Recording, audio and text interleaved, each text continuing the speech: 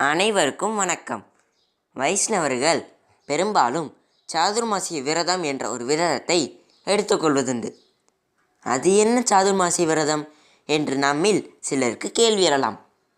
பகவான் ஸ்ரீகிருஷ்ணர் பிருந்தாவனத்தில் ஒரு சமயம் படுத்து யோக நித்திரை செய்தார். அவ்வாறு தொடர்ந்து 4 மாத காலம் வரையில் நித்திரை செய்தார். அந்த 4 மாதங்கள்தான் சாதுர்மாசிய விரதம் என்று புகழ் பெறுகிறது. பகவான் கண்ணன் உறங்கிய மாதம் ஆனி மாதம் திதி பௌர்ணமி திதி.